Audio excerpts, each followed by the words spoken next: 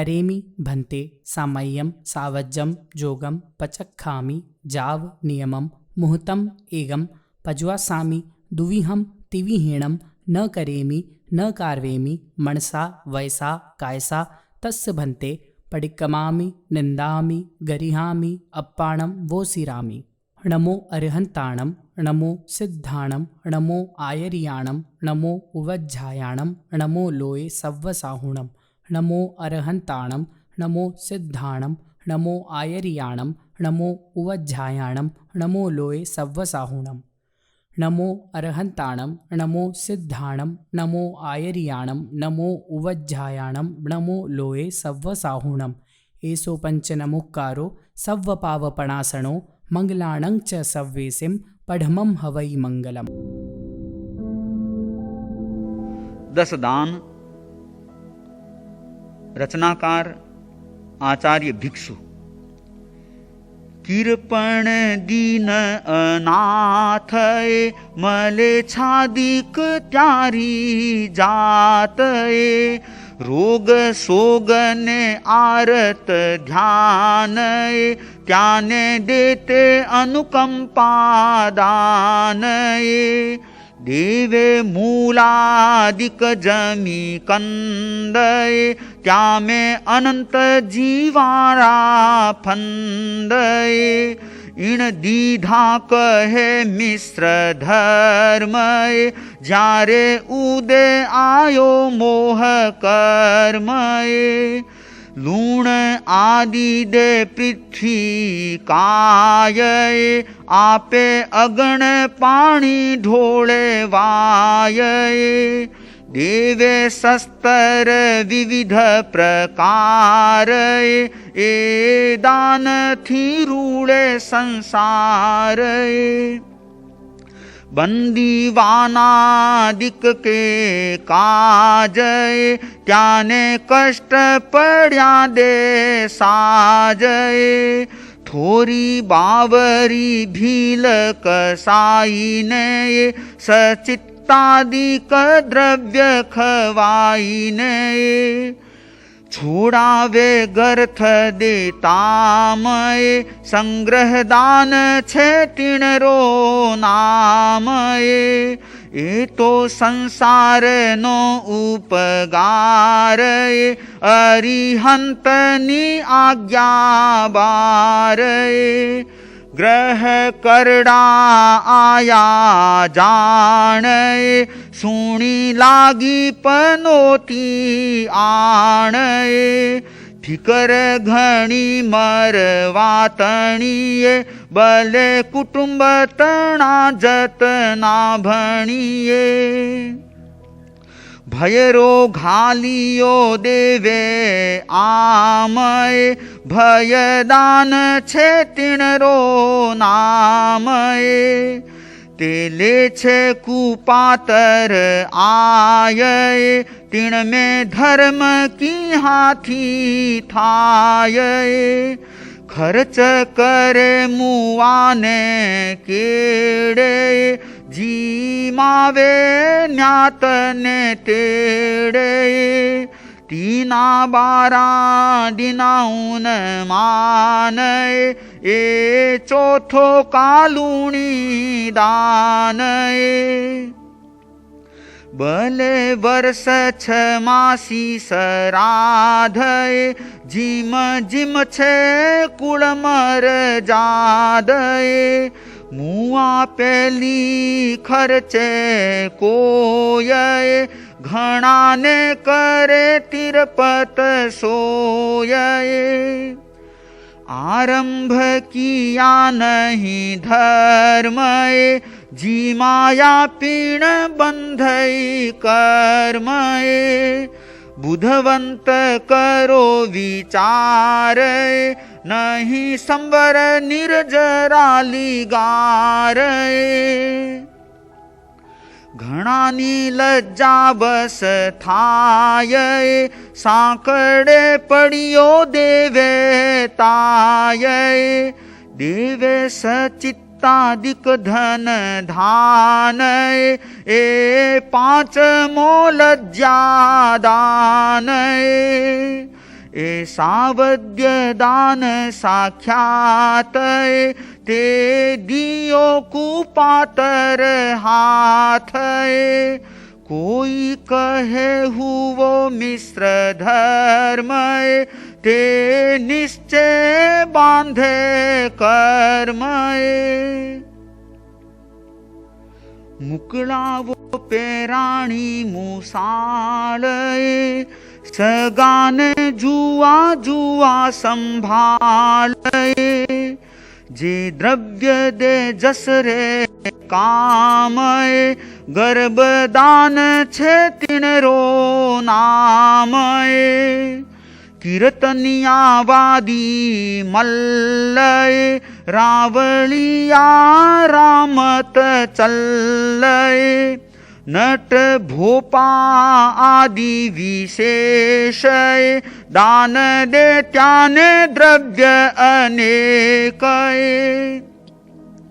ए दान थी बंधे कर्म मूर्ख कहे मिश्र धर्म जारी परतख झूठी बात खोटी श्रद्धा मूल मिथ्यात गणिकादिक सेवा कुशील दान दे त्याने करवा कील ए परतख खोटो काम अधर्म दान छे तिणरो नाम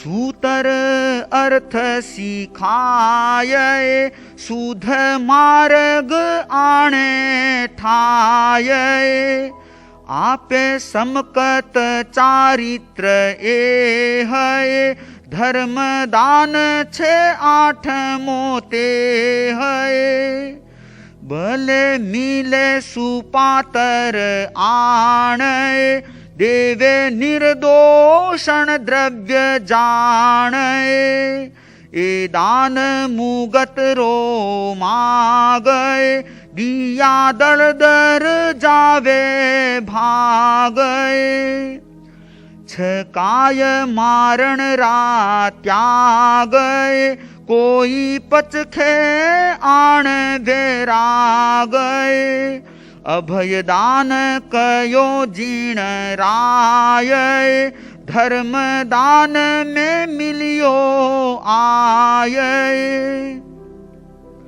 सचित्तादिक द्रव्य अनेक उधारा जीम देवे वशेख पाछो लेवारो मन ध्यान नवमो कायंती दान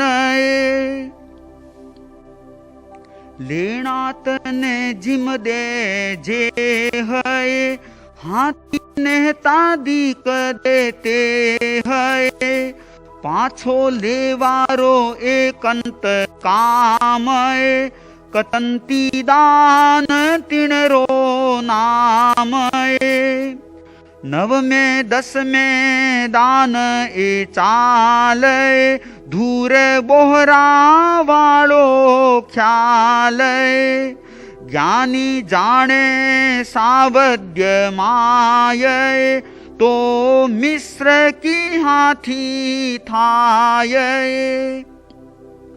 ए 10 दान तणो विचार संक्षेप कर्यो विस्तार वीरनी आज्ञा में एक आज्ञा बारे दान अनेक असंजति श्रावक घरे आवियो निर्दोषण आहार बेरावियो तिणने दीधा एकंत पाप भगोती में कयो जीण आप इम सांभळ करो विचार 8 अधर्म तणो परिवार घणा सूत्रानी शाख શ્રી વીર ગયા છે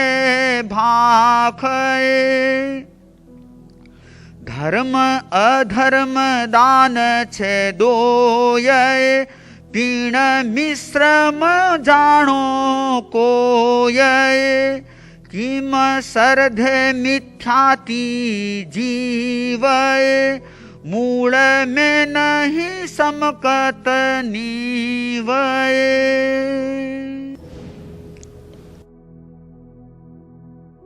पन्नगे च सुरेन्द्रे च कौशिके पाद संस्पृशि निर्विशेष मनस्काय श्री वीर स्वामिने नमः।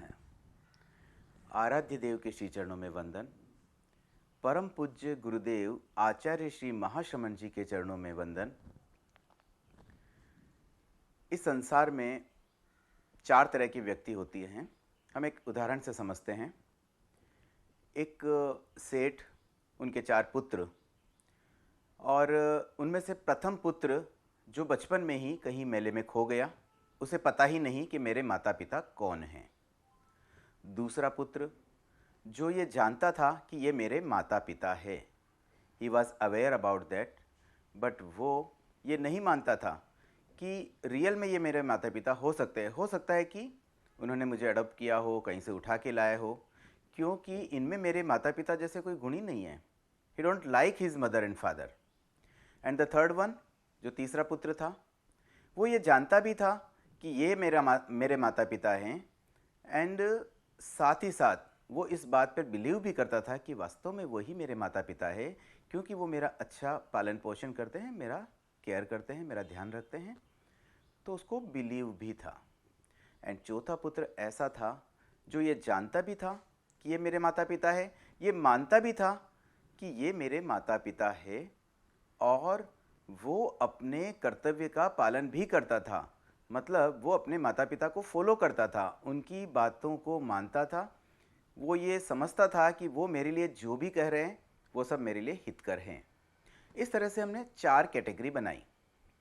यही बात हमारे लिए भी एप्लीकेबल है जैन धर्म के संबंध में।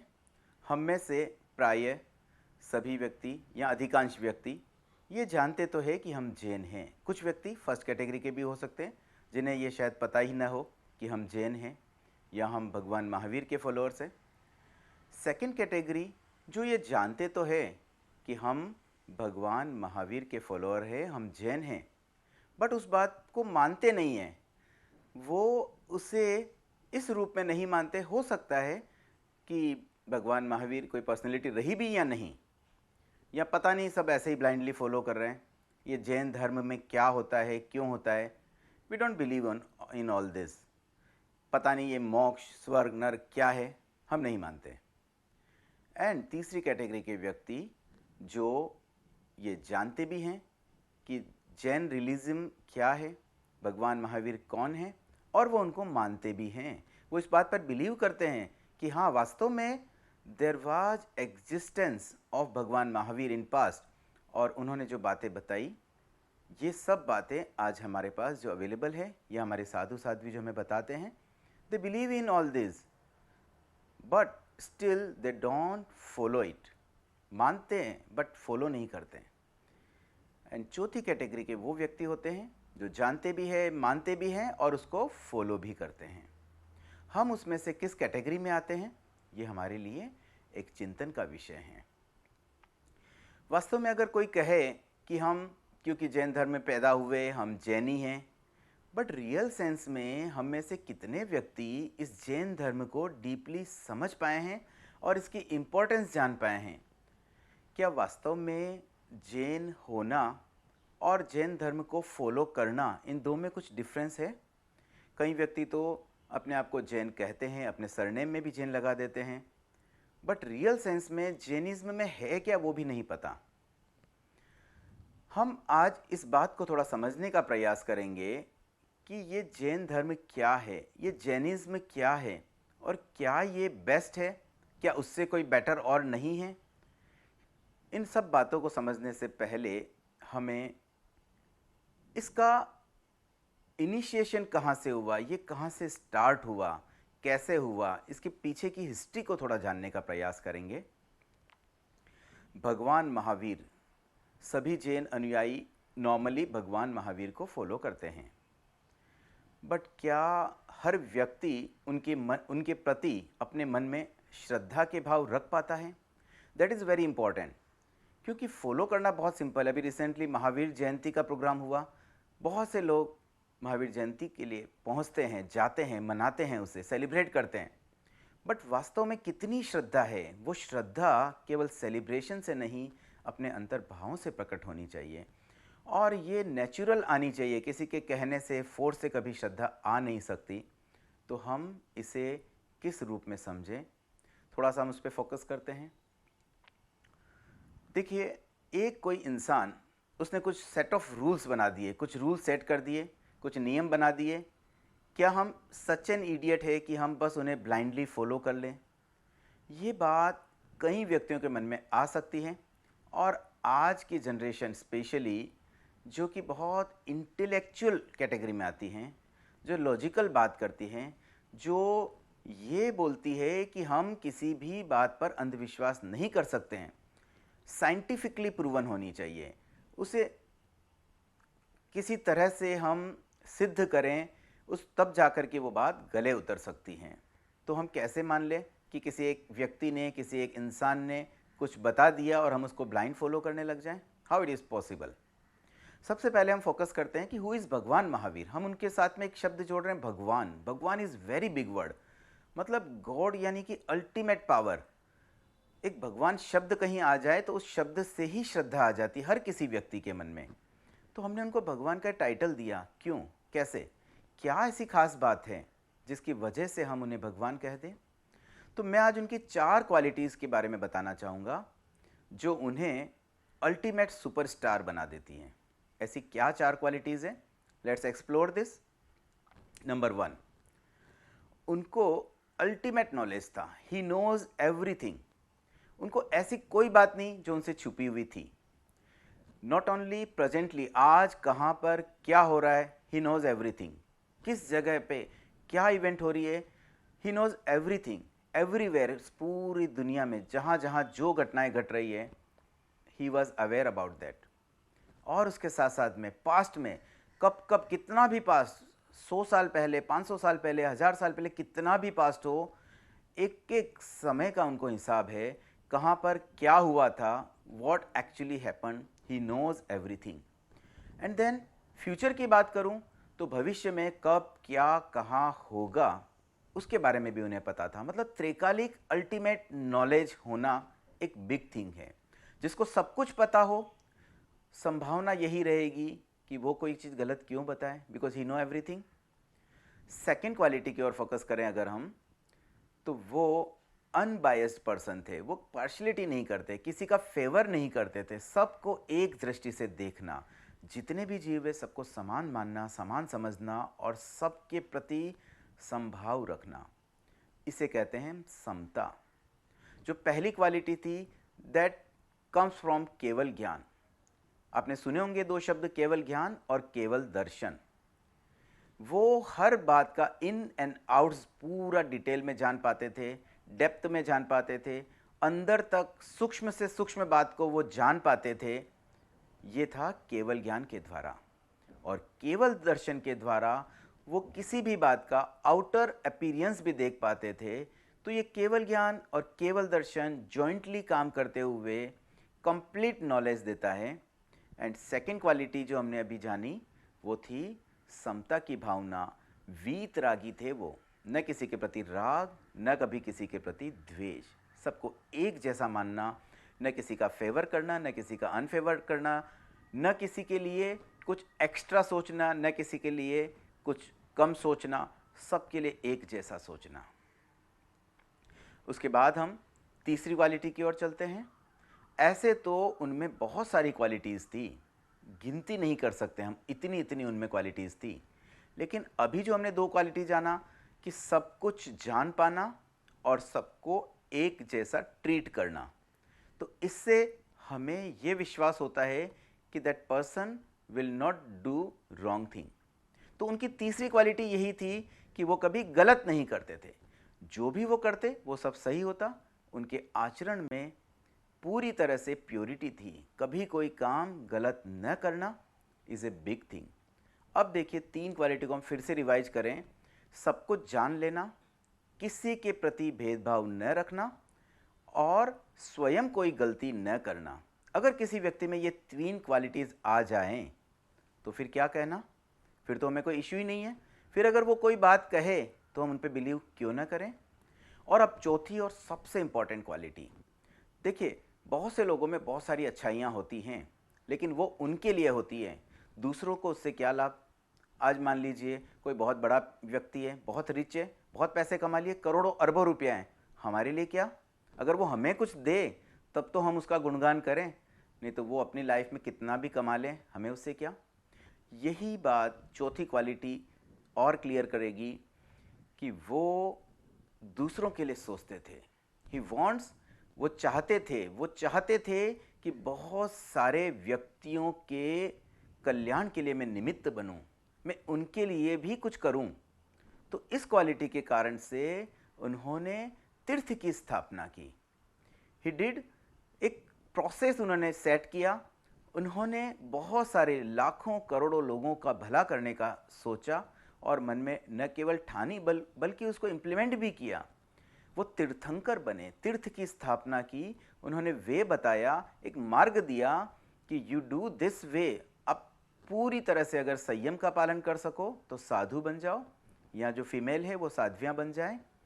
और अगर उतना न कर पाओ, आप में कुछ कमजोरियां हैं, तो एटलीस्ट आप श्रावक बन जाओ, श्राविका बन जाओ। तो ये जो 4 तीर्थ है, साधु, साध्वी, श्रावक, श्राविका, इसका निर्माण करना, इसका एक पूरा प्रोसेस सेट करना, ये जो उनका चौथी क्वालिटी थी, वो उन्हें हमारे दिल में बहुत बड़ा स्थान देती है, क्योंकि he was thinking for us. Most important part यही होता है, किसी के पास बहुत कुछ हो लेकिन अगर वो दूसरे के लिए कुछ न करें तो हमारे लिए क्या फ़ायदा। तो इन 4 क्वालिटी को अगर हम ध्यान में रखें, जिसको सब कुछ पता है, जो कभी किसी के साथ में बायसनेस नहीं करता है, किसी एक के लिए कुछ अलग, दूसरे के लिए कुछ अलग, वैसा नहीं है, सबके साथ एक जैसा संभाव रखें और कभी स्वयं कोई गलती न करें और दूसरे का भला सोचें। अगर वैसे व्यक्ति ने हमें कोई बात कही है, कुछ बातें उन्होंने हमें कही है, कुछ नियम सेट किए, तो हम उन पर क्यों नहीं बिलीव करें। That is the main reason कि हम भगवान महावीर को फॉलो करते हैं, उनकी बातों पे श्रद्धा करते हैं, उस पर विश्वास करते हैं। ये बहुत महत्वपूर्ण बात बन जाती है। जब तक हम उनकी क्वालिटीज़ को नहीं जानेंगे, उनकी अच्छाइयों को नहीं जानेंगे, उनके गुणों का विवेचन नहीं करेंगे, तब तक केवल किसी के कहने मात्र से हम उनको अगर ब्लाइंड फॉलो करें तो ठीक नहीं होगा। तो आज हमने कुछ उनकी अच्छाइयाँ जानी हैं, और अब मुझे लगता है कि कोई ऐसा इंसान जिसमें इतनी सारी क्वालिटीज़ हो, तो फिर उनकी बात पर बिलीव नहीं करने का कोई रीज़न नहीं रहता है। कई बार किसी के मन में ये भी प्रश्न आता है, क्या जैन धर्म प्रोफेशनल है, क्या जैन धर्म साइंटिफिक है। तो मैं ये कहना चाहूँगा कि जैन धर्म के जितने भी पॉइंट्स हैं बहुत ही प्रोफेशनल तरीके से प्रतिपादित किए गए हैं। उनका जो डेरिवेशन हम देखेंगे आगे के सेशंस में, हम उसके बारे में जब डिटेल में जानेंगे तो वी विल फाइंड आउट कि कितने एक्यूरेटली कैलकुलेशन सेट हैं, कितने एक्यूरेटली रिजल्ट सेट हैं, जो बातें बताई गई है वो कितनी लॉजिकल है। ये सब बातें हमें आगे धीरे धीरे समझ में आएगी।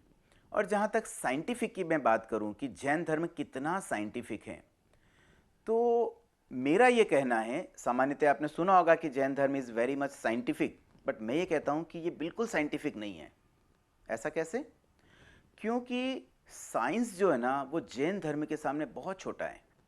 साइंस अभी जिस स्टेज पे है वो तो अभी बच्चा है, और जैन धर्म तो बहुत आगे बढ़ चुका है। जैन धर्म में जिन बातों का प्रतिपादन किया गया है, मुझे लगता है साइंस अगले लाखों वर्षों में भी वहाँ तक नहीं पहुँच पाएगा। तो हम साइंटिफिक होने की बात क्या करें, जैन धर्म तो बियॉन्ड साइंस है, साइंस के बहुत ऊपर है। तो इतना जो जानकारी हम जैन धर्म में हमें मिलती है, हमारे आगमों में मिलती है। अब देखिए, यहाँ हमने ये जाना कि it is very professional and it is beyond science, science के ऊपर है, बहुत ऊपर है। जितनी बातें साइंस आज जान पाया है उससे कई ज़्यादा बातें भगवान महावीर ने कई वर्ष पहले कह दी। और फ्यूचर में अगले कई सालों में जो बातें साइंस बताएगा वो हमें पहले से पता है।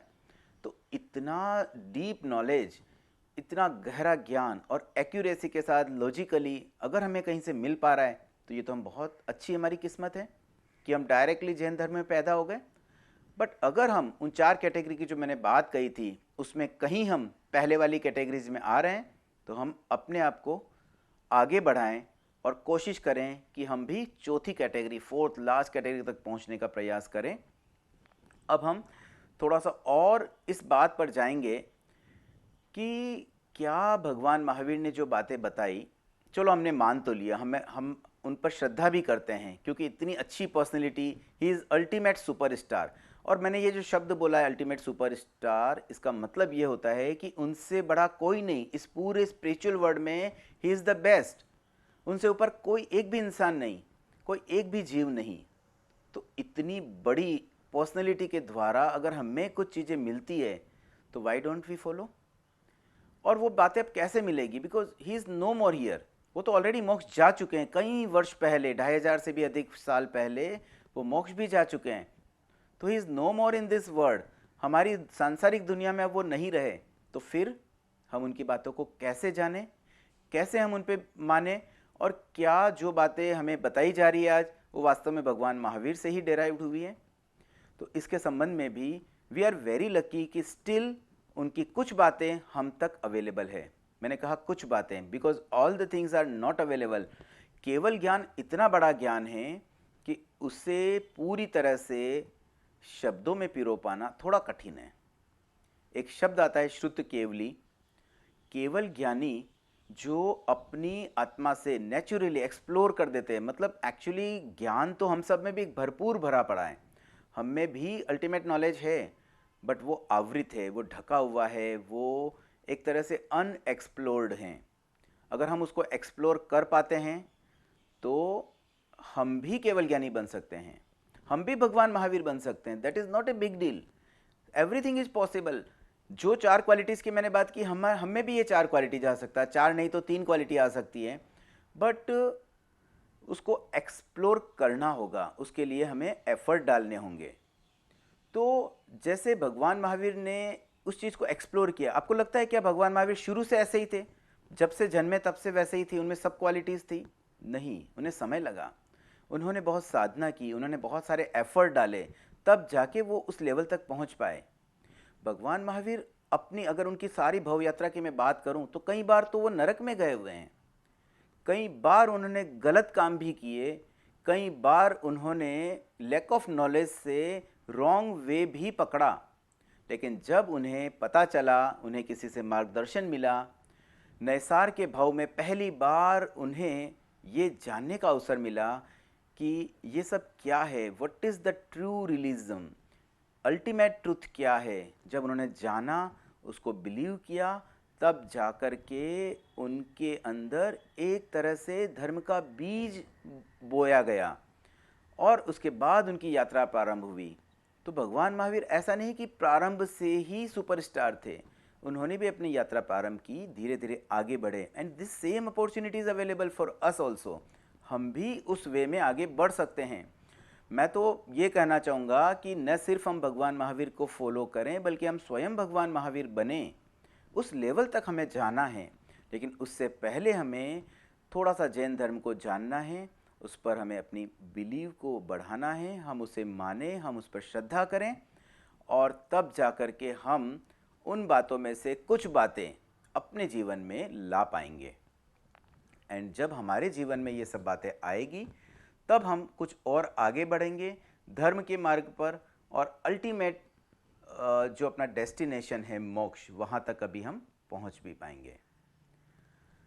भगवान महावीर ने जिन जिन बातों को प्रतिपादित किया, जो बातें बताई, वो आज हमारे पास किस रूप में हैं, उसे समझने के लिए हमें पहले आगमों को समझना पड़ेगा। 32 आगम के बारे में आप सबको पता होगा, वो हमारे स्पिरिचुअल ग्रंथ हैं, वो हमारे आध्यात्मिक साहित्य है, जिसमें वो सब बातें लिखी गई है जो भगवान महावीर की थॉट थी, जो उन्होंने हमें बताया। इसके भी कुछ कैटेगरीज है, 5 प्रकार की कैटेगरी होती है आगमों की। एक होता है अंग आगम, दूसरा है उपांग, मूल, छेद और आवश्यक। अंग आगम में एक्चुअली 12 आगम होते हैं और 12 में से the last one Drishtivad which is no more, वो लुप्त हो चुका है। We lost that. स्टार्ट में था, भगवान महावीर के बाद कई वर्षों तक वो रहा, लेकिन ओवर ए पीरियड आज की डेट में वो चला गया, वो आज हमारे बीच नहीं है। तो हमारे पास केवल 11 अंग आगम उपलब्ध हैं। उसके बाद होते हैं 12 उपांग, देन 4 मूल, 4 छेद और 1 आवश्यक। अभी मैं उसकी बहुत ज़्यादा डिटेलिंग में नहीं जाऊंगा, लेकिन एटलीस्ट बेसिक कैटेगरी हमें पता होनी चाहिए। और ये जो अंग आगम है, ये भगवान महावीर की वाणी से डायरेक्टली डेराइव्ड किए जाते हैं। डायरेक्टली भगवान महावीर ने बोला, वहाँ कोई लिखने वाला नहीं था कि सीधा किसी ने नोट कर लिया, लेकिन उन्होंने जो भी प्रवचन किए, जो भी बातें बताई, वो सारी बातें उनके शिष्य जो गणधर कहलाते हैं, उन्होंने बाद में लेटर ऑन उन सब बातों को समराइज करके नोट डाउन किया। नोट डाउन कहाँ? अपने माइंड में, और मेमोरी से ही एक दूसरे को बता करके उसे आगे बढ़ाया। उस समय लिखने का चलन नहीं था।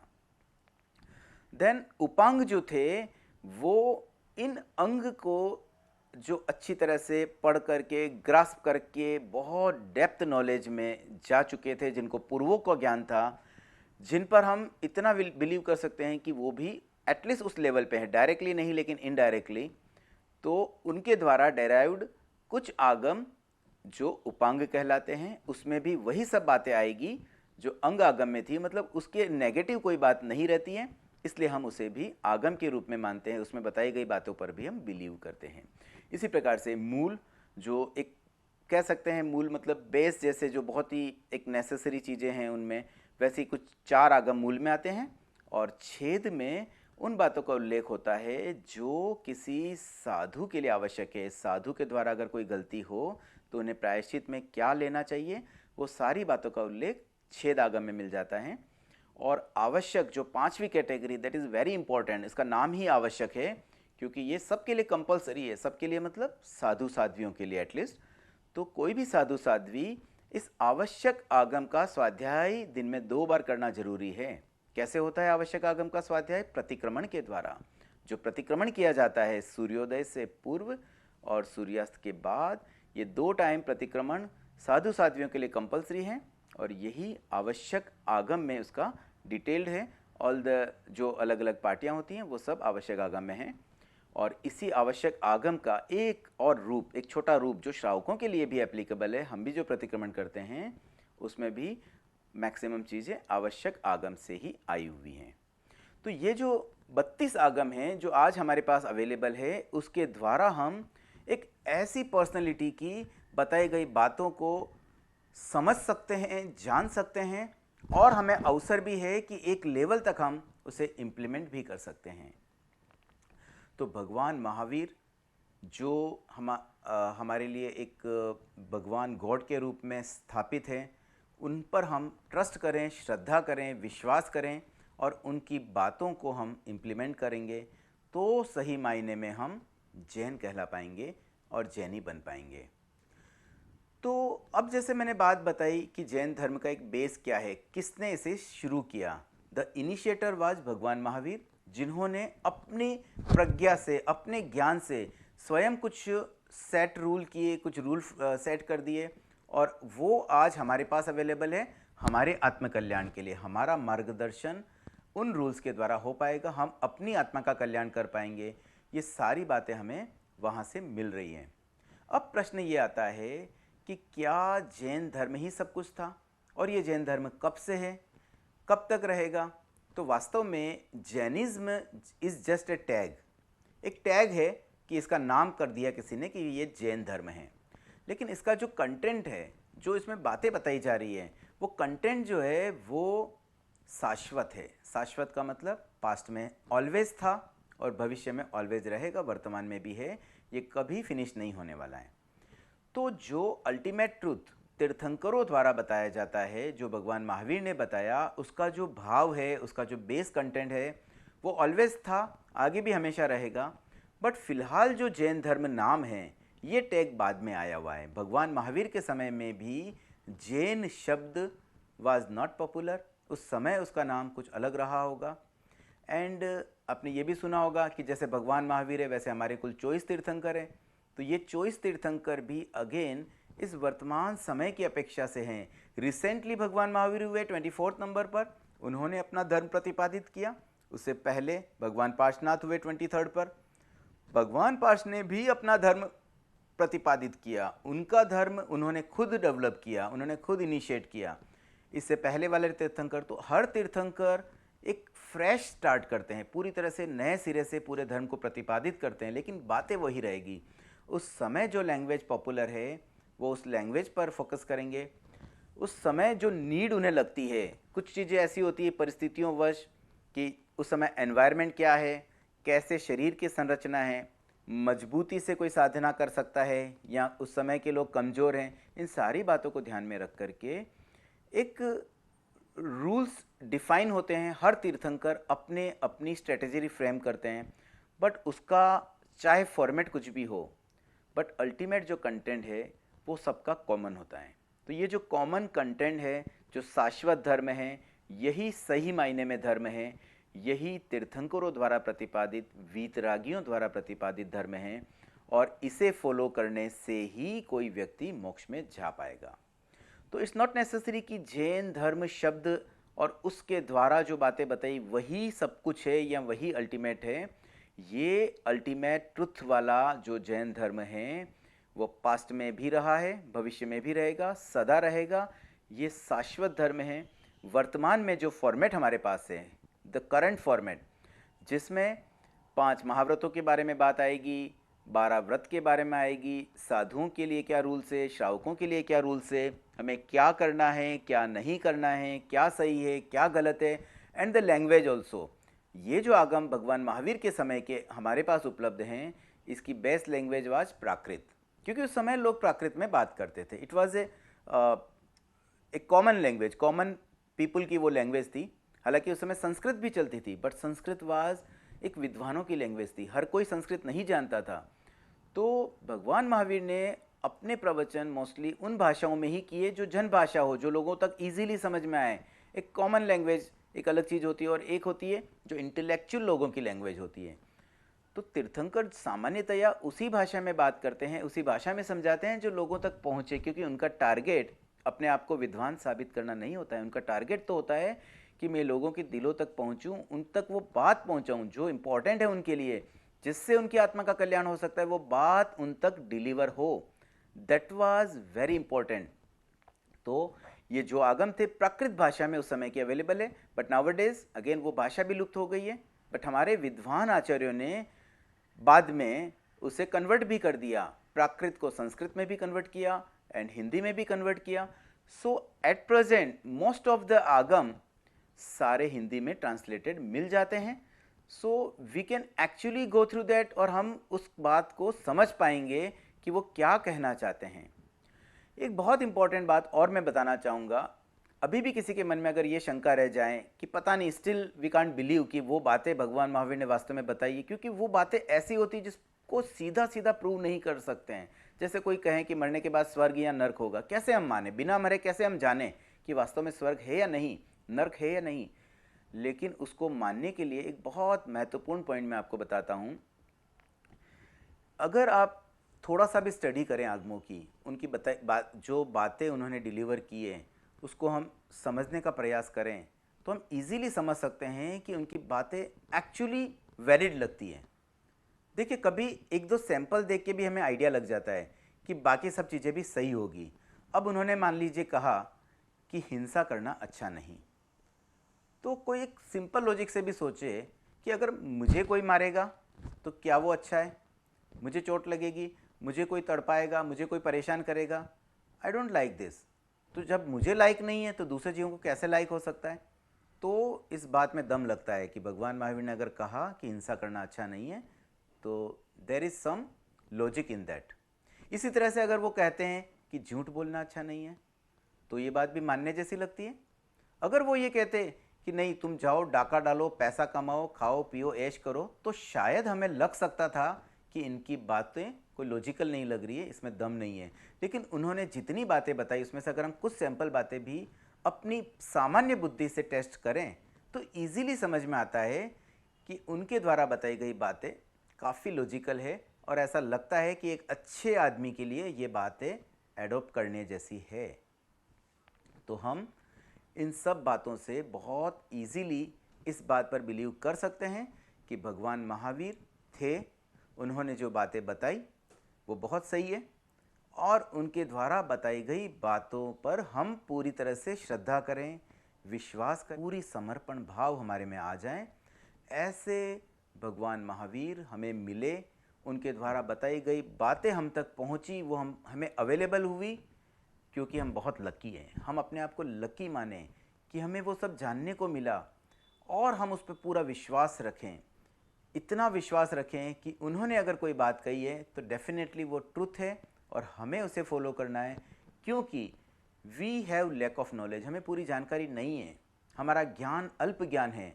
मैं आज जो कुछ आपको बता पा रहा हूँ वो भी एक अल्प ज्ञानी की तरह ही, मुझे कुछ बहुत ज़्यादा नॉलेज नहीं है, मैं बहुत कम जानता हूँ। जितना थोड़ा बहुत मैंने आगमों से पढ़ा, साधु साध्वियों से सुना, बस उसी में से कुछ पार्ट में बताने का प्रयास कर रहा हूँ। तो हमारे जैसे अल्प ज्ञानियों को तो मानो एक बहुत बड़ा खजाना हाथ लग गया और उस खजाने में से अब हमें जितनी हमारी कैपेसिटी है उतना उसमें से निकालना है और हमें एक्सप्लोर करना है। तो हम आगामी सेशंस में हम ट्राई करेंगे कि किस तरह से हम जैन धर्म में छुपे हुए रहस्यों को उजागर करें, उन्हें समझें, जानें और देखें कि प्रैक्टिकली हम उसमें से कितना अप्लाई कर सकते हैं without disturbing our routine life. हमारी दिनचर्या में कोई विशेष बदलाव न हो और हम अपनी एक सहज ज़िंदगी जीते हुए भी बहुत सारी बातों को एडॉप्ट कर सकते हैं। भगवान महावीर के बताए हुए मार्ग पर अगर चल सकते हैं तो उसमें क्या दिक्कत है? We must do that. ये एक अवसर हमें मिला है, एक अपॉर्चुनिटी हमें मिली है कि हम भगवान महावीर के बारे में बात कर पा रहे हैं, उनके बारे में हम सुन पा रहे हैं, उनके द्वारा बताई गई कुछ बातें हम तक अवेलेबल हो पा रही है। मैंने कुछ बातें इसलिए कहा है क्योंकि अल्टीमेट जो उनका नॉलेज था वो लुप्त हो चुका है, वो सारी बातें आज अवेलेबल नहीं है। लेकिन जितनी बातें हैं, जितना कुछ पता है, कम से कम उसे तो अडॉप्ट कर लें। कल को अगर वो भी डिलीट हो गया, वो भी लॉस्ट हो गया तो हम फिर क्या करेंगे? तो जो बेस्ट अपॉर्चुनिटी हमें मिल पाएगी, पॉसिबल है, उससे हम ग्रास्प करने का पूरा प्रयास करेंगे एंड थोड़ा सा हम अपने आप को विश्वास और श्रद्धा के धरातल पर रख कर के आगे बढ़ेंगे ताकि हम उन बातों को ईजीली समझ सकें, मान सकें और हो सकता नहीं, एक्चुअली डेफिनेटली होगा ही, अगर भगवान महावीर की बताई गई छोटी सी भी बात हमें हमारी लाइफ को कहाँ से कहाँ पहुँचा देगी। एक छोटी सी घटना मैं आपको बताना चाहता हूँ। भगवान महावीर के समय की बात है। एक चोर था जिसके माइंड में उनके पेरेंट्स ने या उनके ग्रुप में ये डाल दिया था कि ये भगवान महावीर ये हमारे दुश्मन हैं, इनके पास कभी जाना नहीं, क्योंकि हम जो काम करते हैं ना वो मना करते हैं ऐसा काम नहीं करना चाहिए, तो उनकी कभी बात नहीं सुननी, उनके पास कभी जाना नहीं। लेकिन एक चोर था जिसे कभी एक ऐसा चांस मिल गया कि भगवान महावीर का कहीं प्रवचन चल रहा था और वो वहाँ से जा रहा था। उसने सोचा क्या करूँ मैं भी, तो मुझे उनकी बात सुननी नहीं है, तो उसने कानों में उंगली डाल दी। अब जैसे ही उसने कानों में उंगली डाल दी उसको कुछ सुनाई दिया, वो बोला मैं चलो फटाफट रास्ता पार कर लेता हूँ। अब वो पार कर रहा था तभी कुछ ऐसा हुआ, उसके पैर में कुछ कांटा चुभा, कुछ ऐसा हुआ कि उसे अपना एक हाथ फ्री करना पड़ा और उसके कानों में कुछ बातें चली गई। भगवान महावीर ने उस समय देवताओं की पहचान, उनके लक्षण कुछ बताए और वो उसने सुन लिए। उन्होंने बताया कि देवताओं में क्या क्या चीज़ें होती है, जैसे फॉर एग्जांपल कि उनके जो फ्लावर्स की वो माला पहनते हैं वो फ्लावर कभी मुरझाते नहीं हैं, वो ज़मीन से कुछ ऊपर रहते हैं, वो ज़मीन को टच नहीं करके चलते हैं। तो ऐसी कुछ 2-3 बातें जो उन्होंने सुन ली उस चोर ने। अब सुन ली तो सुन ली, क्या करे, वो आटा निकालना ज़रूरी था, वहाँ से वो चला गया। बाद में कुछ ऐसा हुआ कि उसे राजा ने पकड़ लिया, मतलब राजा के मंत्री या उनके जो भी आदमी थे उन्होंने उसे पकड़ लिया। पकड़ करके वो, उन्हें पता था ये चोर है लेकिन उससे उगलवाना चाहते थे, उससे सीक्रेट्स स्वयं सुनना चाहते थे। तो उन्होंने एक ऐसा एनवायरनमेंट बनाया, एक माया रची कि जैसे मानो वो स्वर्ग में पहुंच गया। उसको बेहोश कर दिया और जब उसको होश आया तो उसे वैसा फील करवाया कि तुम तो देवलोक में पैदा हुए, तुम स्वर्ग में आ चुके हो। और फिर उससे ये पूछा गया कि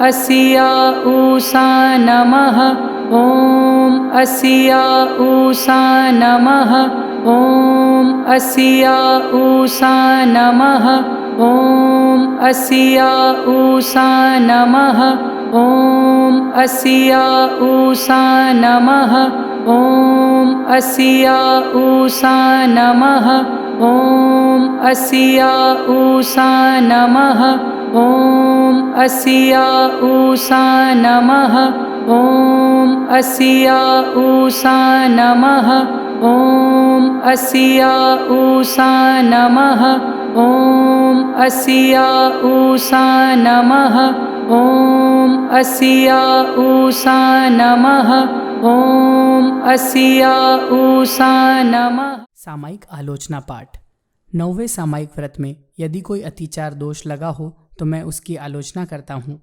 मन की सावध्य प्रवृत्ति की हो, वचन की सावध्य प्रवृत्ति की हो, शरीर की सावध्य प्रवृत्ति की हो, सामायिक की स्मृति न की हो, अवधि से पहले सामायिक को पूरा किया हो, तत्समिच्छामि दुक्कड़म, इनसे लगे मेरे पाप मिथ्या हो, निष्फल हो।